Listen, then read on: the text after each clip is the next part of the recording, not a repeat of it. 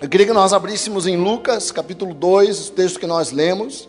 E subiu também José, da Galiléia, da cidade de Nazaré, a Judéia, a cidade de Davi, chamada Belém, porque era da casa da família de Davi, a fim de alistar-se com Maria, sua esposa, que estava grávida. E aconteceu que, estando eles ali, se cumpriram os dias em que ela havia de dar à luz, e deu à luz a seu filho primogênito. Envolveu-o em panos, deitou-o numa manjedoura, porque não havia lugar para eles na hospedaria ou na estalagem. Ora, havia naquela mesma comarca pastores que estavam no campo e guardavam durante as vigílias da noite o seu rebanho. Eis que o anjo do Senhor veio sobre eles, e a glória do Senhor os cercou de resplendor, e tiveram grande temor. E o anjo lhes disse: não temais, porque eis aqui vos trago novas de grande alegria, que será para todo o povo. Pois na cidade de Davi vos nasceu hoje o Salvador, que é Cristo o Senhor. Amém? Nós estamos na meia-noite de 24, fazendo aquela ceia, aquela comunhão, em família. Quem puder estar em família, quem não puder, fale com o seu líder de célula ou com alguém, para que nós possamos, quem estiver, não queremos ninguém sozinho no Natal. Amém, queridos? É muito bom nós estarmos juntos. Falem conosco para nós estarmos juntos, celebrando esse momento. Porque o Natal é algo muito especial para nós, é especial para a igreja, é especial para o mundo. O Natal é especial mesmo para aqueles que não creem. Os próprios ateus procuram dar um sentido para essa data. Mesmo as pessoas que não acreditam em Deus, mesmo as pessoas que não acreditam em Jesus, sentem uma necessidade de fazer algo especial nessa data, ainda que eles não saibam nem porquê, em razão da mensagem que o Natal deixa de paz, de amor, de vida, de esperança em relação a todas as coisas. Mas a pergunta que fica, nós mesmos temos que fazer, a pergunta é: qual o sentido do Natal? Qual o sentido para nós cristãos? Qual o sentido para o mundo do nascimento de Jesus? O que Jesus veio trazer? Essa é a pergunta que nós fazemos no Natal. Por que é que o Natal é o Natal? Por que é que o Natal é uma festa, uma celebração? O que tem o Natal de diferente? Isso eu gostaria de compartilhar com a igreja. Eu não sei se você conhece aquela música, Eu Sei o Sentido do Natal. Eu sei o sentido do Natal, pois na história tem o seu lugar.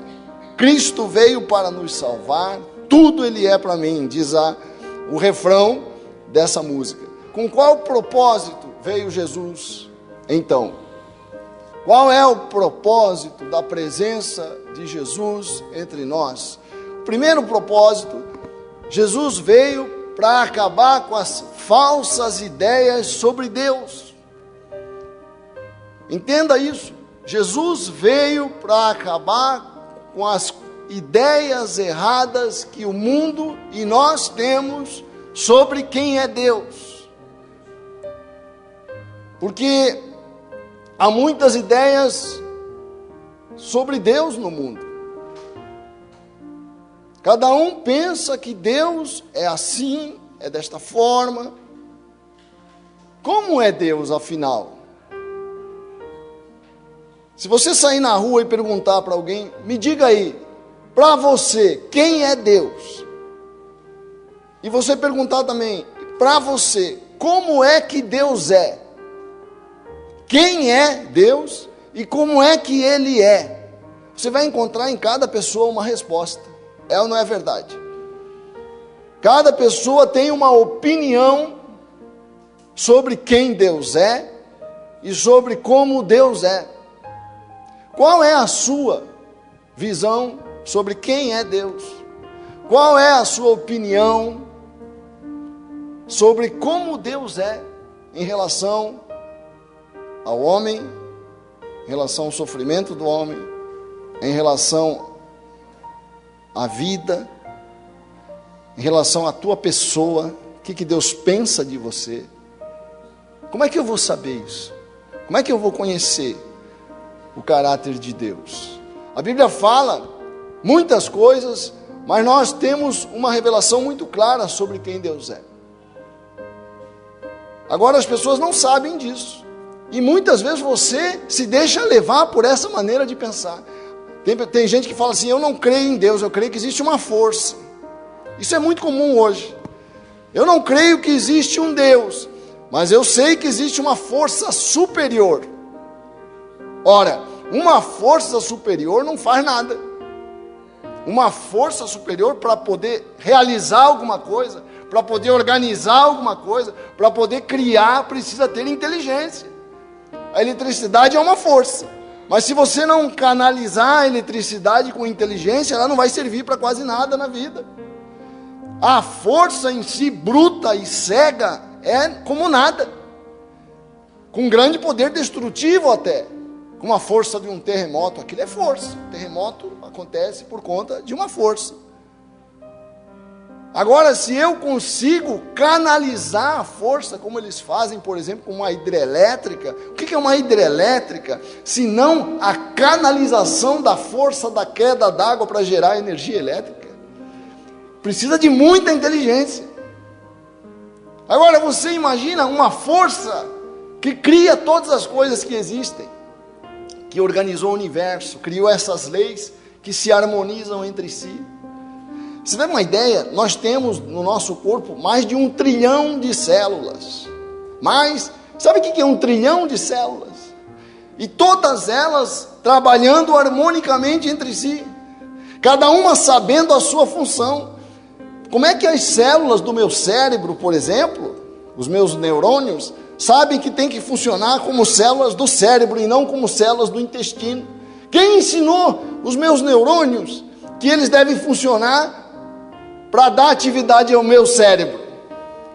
Uma força não consegue fazer isso. Quem ensinou as minhas células do meu aparelho digestivo que elas têm que funcionar para digerir meus alimentos? Quem deu essa instrução para as células? Uma força não pode fazer isso, querido. Uma força superior. Como uma força? Não tem. Claro que Deus tem uma força superior, mas Ele não é uma força superior. Deus é alguém. Isso é importante você entender. Deus é alguém, não é algo. Então não é apenas uma força. É isso que me dá, quando as pessoas falam em meteoro, que pode atropelar a Terra. Não vai atropelar. A Terra não vai ser atropelada, porque a Terra está na mão de Deus. A Terra não está na mão do acaso. O mundo não está nas mãos do acaso.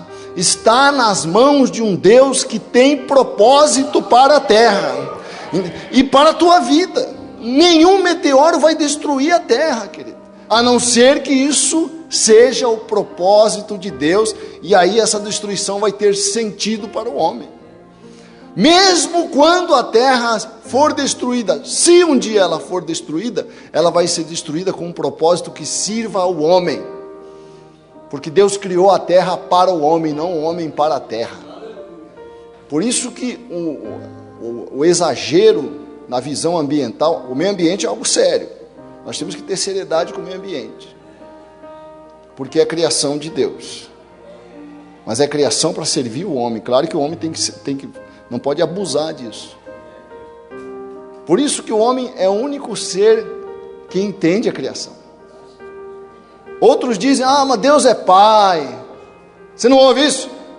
Mas você não tem medo de ir para o inferno? Não, Deus é pai. No final Ele vai passar a mão na minha cabeça. Isso é uma opinião. As pessoas às vezes dizem que Deus é pai ou que Deus é mãe. Hoje está na moda Deus a mulher, né? Deus é uma mulher. É uma opinião. Você tem que perceber a diferença entre opinião e conhecimento. Presta atenção. Há uma diferença entre opinião e conhecimento. Opinião é uma coisa que eu acho. Conhecimento é algo que eu sei. Deus não é o que eu penso. Isso é muito importante você entender. Deus não é, a minha opinião sobre Deus não é a mesma coisa que Deus. Como é difícil isso. Como é difícil eu fazer essa distinção entre o que eu acho e o que é. Às vezes eu me encontro com algumas pessoas, eu formo uma opinião, você já pode perceber isso. Nós, quando temos contato com as pessoas, nós formamos uma opinião sobre a pessoa.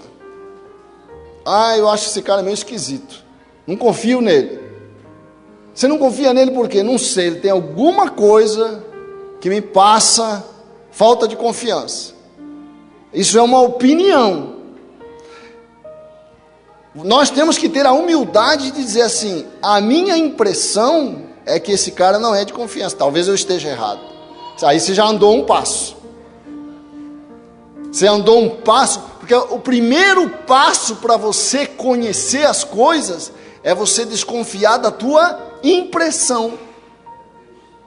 Se você confia cegamente na tua impressão, você não vai ter conhecimento, você vai ter sempre opinião sobre as coisas.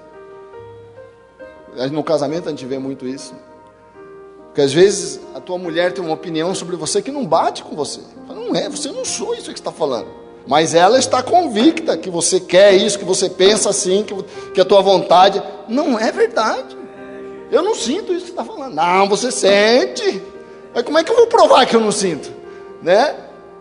Então, queridos, você tem uma opinião sobre Deus. Será que essa opinião, essa impressão corresponde à verdade? Como é que eu posso saber?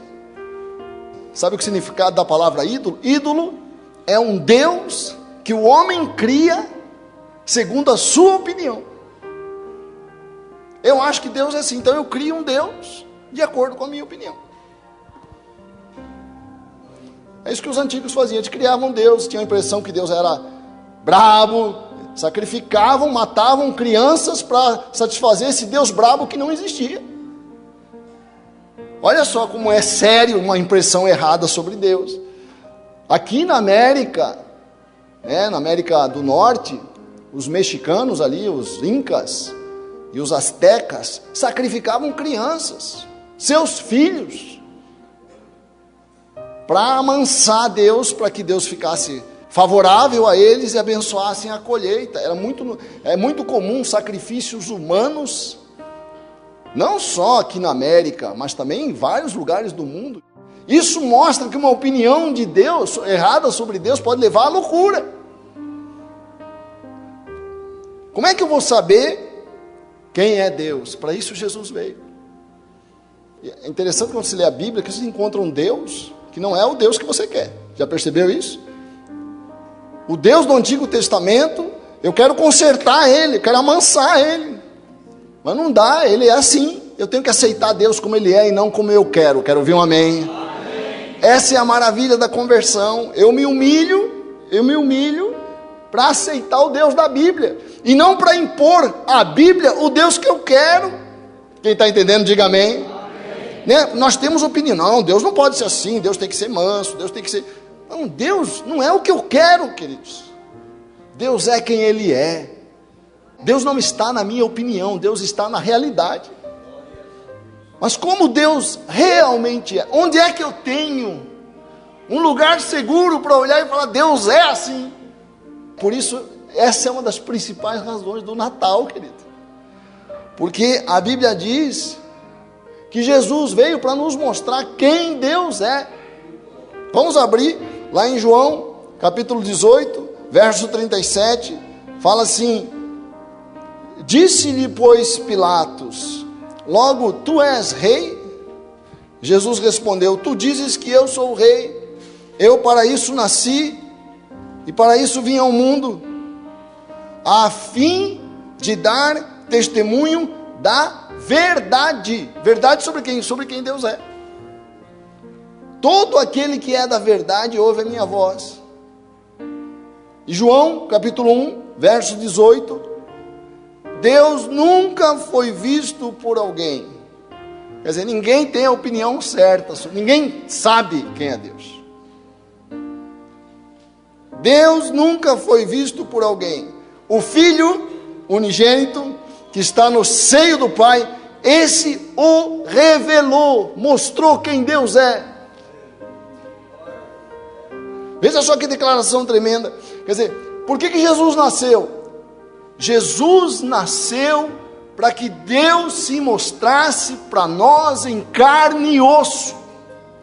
Entenda isso, porque não há diferença entre Jesus e Deus.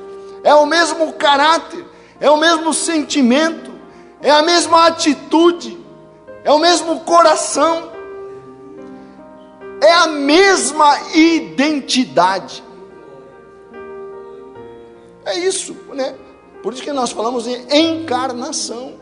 O que significa encarnar? Jesus, né, Deus que é Espírito, assumiu a forma humana em carne e osso, suor e lágrimas.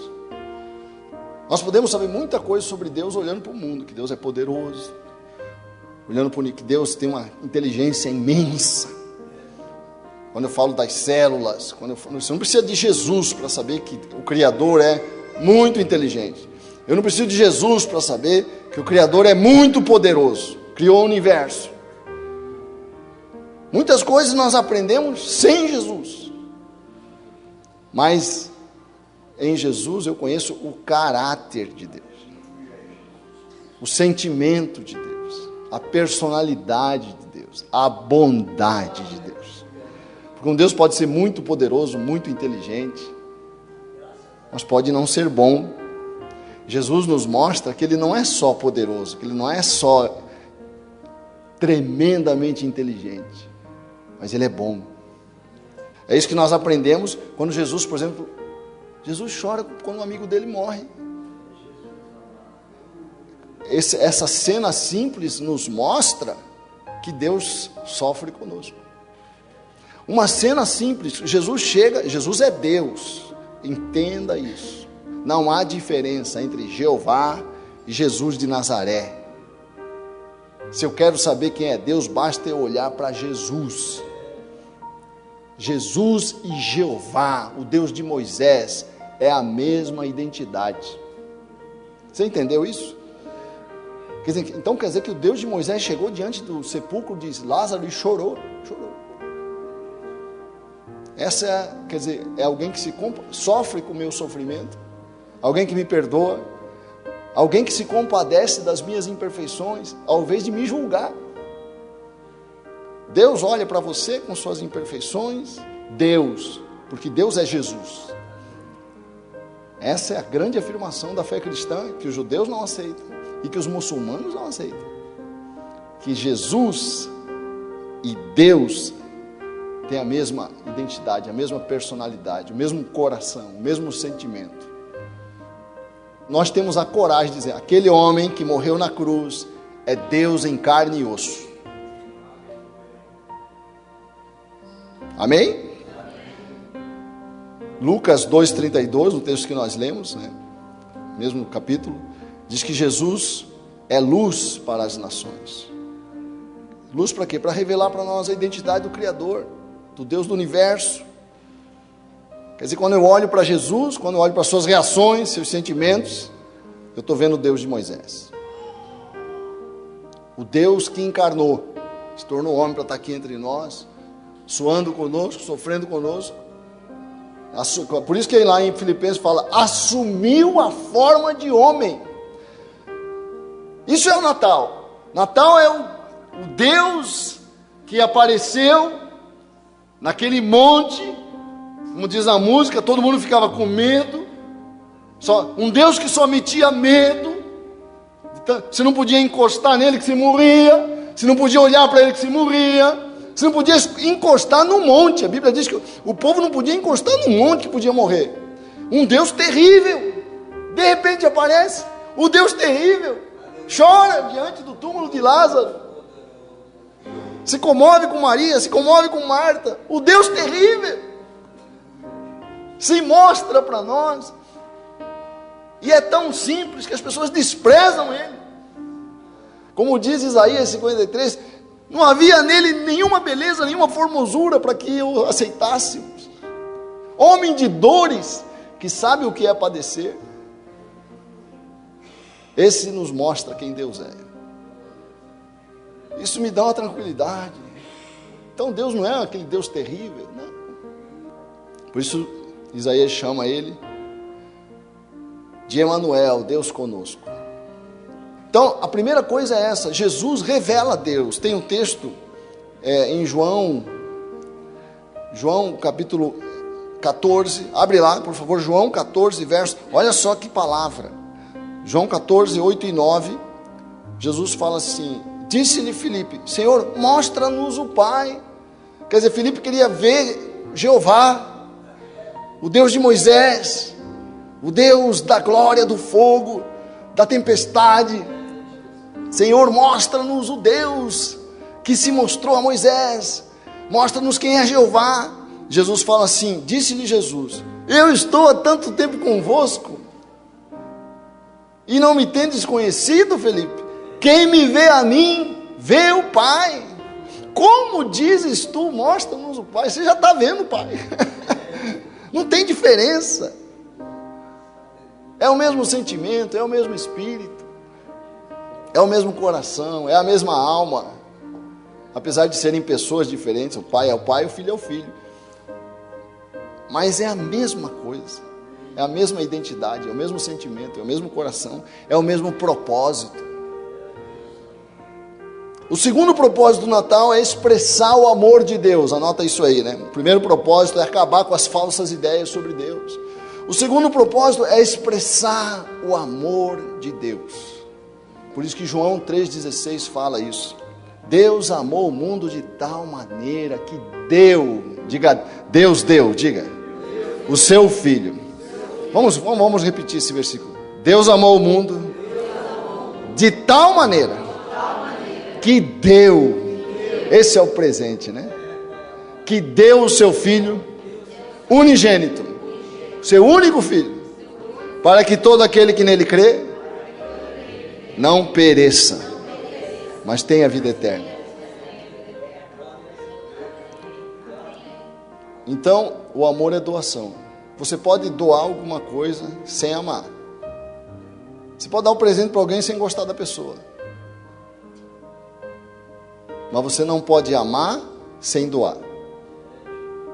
Não existe amor sem doação. Porque amor é dar alguma coisa. Amor é eu entregar algo. O amor não existe se ele não for mostrado com alguma coisa que eu entrego para a pessoa amada. E Deus revela, a Bíblia diz, né? Deus mostra o seu amor através do Natal. O Natal é uma revelação do quanto Deus nos ama. Porque Ele deu de presente ao mundo o seu Filho, para morrer na cruz pelos nossos pecados. Então, se você quer dar um presente de Natal, saiba, é claro que nós temos que dar um presente, né, para as pessoas, nossos filhos, para as pessoas amadas. Mas o melhor presente que você pode dar para o teu pai, para a tua mãe, para a tua família, qual é o melhor presente que você pode dar? É a tua presença. É você presente. Por isso que eu digo, o presente que você pode dar para a igreja é você presente. O presente que você pode dar para a tua família é você ir lá. Ontem eu estava celebrando um casamento e vi ali as pessoas, o noivo estava dizendo, tem gente que veio dos Estados Unidos, tem gente que veio de Brasília, tem gente que veio não sei de onde, minha família veio de Caxias. Quer dizer, esse é o presente. Se você pensar, por que é importante para ele, que nem vai conseguir conversar direito com a pessoa. É que o amor é a presença. Eu estou vendo uma pessoa ali, eu estou sabendo, essa pessoa me ama. É importante que nesse momento magnífico da minha vida, talvez um dos mais importantes da nossa vida, que é no momento que nós casamos, você esteja presente. E que bom que você está presente. Então, Deus nos deu a sua presença em carne e osso no Natal. Eis aqui estou eu, para que vocês saibam como eu sou, e para que vocês saibam o quanto eu amo vocês. É isso que é o Natal. Vamos ler 1 João, capítulo 4, verso 9. 1 João 4, 9 e 10. Nisto se manifestou, nisto se revelou, se mostrou o amor de Deus para conosco, que Deus enviou o seu Filho unigênito ao mundo, para que por ele vivamos. Nisto está o amor. Não em que nós tenhamos amado a Deus, mas em que Ele nos amou a nós, enviou o seu Filho para a propiciação pelos nossos pecados. Você pode ter muita dúvida sobre o amor de Deus, na hora da tua luta, na hora da tua depressão, na hora da tua angústia, na hora do teu fracasso. Todos nós passamos por essas coisas na vida, não é? A gente fracassa, a gente vence muitas vezes, mas às vezes a gente fracassa, a gente perde. Aliás, o esporte, por isso que você tem que pôr o teu filho no esporte, porque o esporte ensina a vencer e a perder, e é o que vai acontecer na vida. E o esporte ensina que eu sempre posso vencer depois que eu perdi. Mas nós, normalmente, quando estamos no momento de perda, temos a tendência de duvidar do amor de Deus. Ou quando nós olhamos para a injustiça do mundo, o mundo cobra muito isso de nós cristãos. Se Deus é bom, por que o mundo sofre? Nós não temos resposta para tudo, mas eu tenho uma resposta. Eu sei que Deus amou o mundo, porque Deus deu o seu Filho para morrer na cruz. Deus veio ao mundo participar da dor do mundo e morreu pelos nossos pecados. E um dia Ele vai restaurar todas as coisas.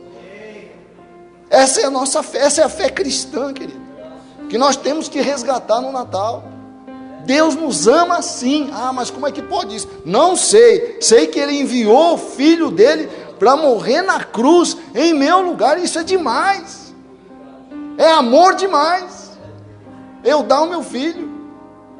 Efésios 3, eu acho muito interessante esse texto, que nós possamos compreender qual seja a largura, o comprimento, a altura e a profundidade, e conhecer o amor de Cristo, que excede todo o entendimento. Um amor que não tem fim. Isso tem que te confortar, querido, na hora da luta. Não, isso vai passar, Deus me ama. Fala sempre no momento da dor, não, mas sabe, no momento da depressão, no momento em que tudo está faltando sentido, não, mas eu sei que Deus me ama. Deus me ama, isso aqui vai passar, o amor de Deus vai me levar para frente, eu vou vencer. Amém? O terceiro propósito do Natal é garantir um verdadeiro relacionamento com Deus. Deus veio resgatar, restaurar o nosso relacionamento com Ele, que se perdeu. Para isso Jesus veio. Entenda isso. Nós dizemos que Jesus, como diz a canção, Cristo veio para nos salvar, tudo Ele é para mim. E é justamente isso. Jesus veio para religar o que havia sido quebrado, para abrir uma porta que estava trancada. A Bíblia diz que os nossos pecados fazem separação entre nós e Deus, e nós sabemos disso. Nós sabemos que quando eu erro, alguma coisa se quebra entre mim e Deus. E a relação do homem com Deus estava fechada. Até o momento em que Jesus morreu na cruz, pagou os nossos pecados e reabriu a porta, para que nós possamos hoje nos relacionar livremente com Deus, apesar das nossas imperfeições, porque Jesus é o nosso advogado por todas as falhas que nós cometemos. É muito importante nós entendermos, nesse negócio de relacionamento com Deus,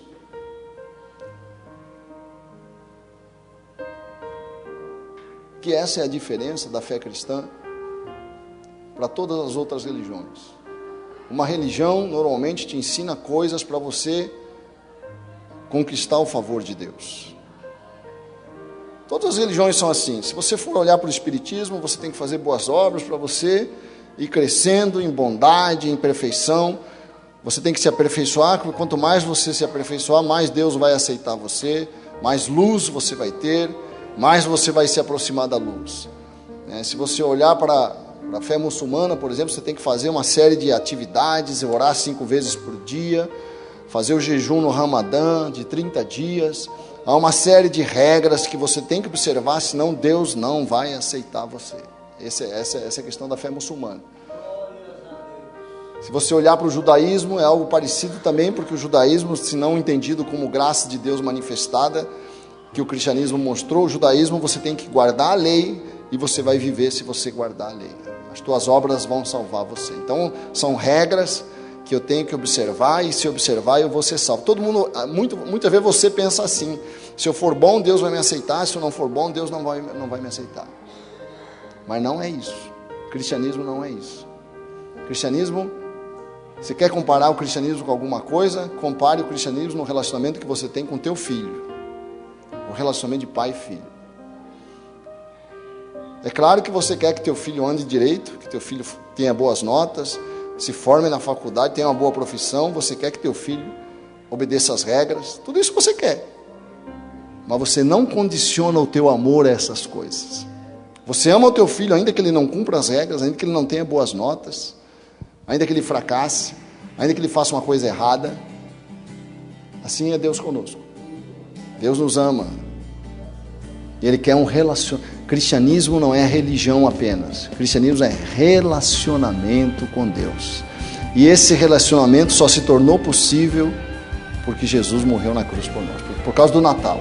É o Natal que abriu essa cortina que estava fechada, que escondia Deus de nós.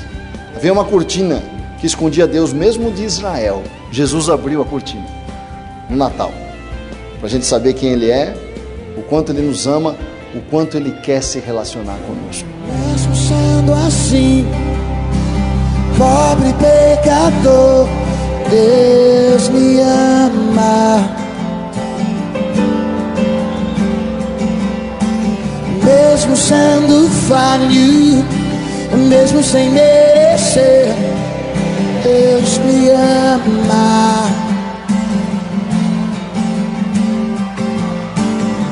Se estou forte, se eu estou de pé, Deus me ama. Se estou fraco, se eu estou caído, Ele não deixa de me amar. Ei! Sem o seu amor, sem o seu perdão, o que seria de mim? Deus me amou tanto, Deus me amou tanto, que entregou seu filho pra morrer em meu lugar. Deus me ama, e o seu amor é tão grande e incondicional. Deus me ama, e Ele está sempre de braços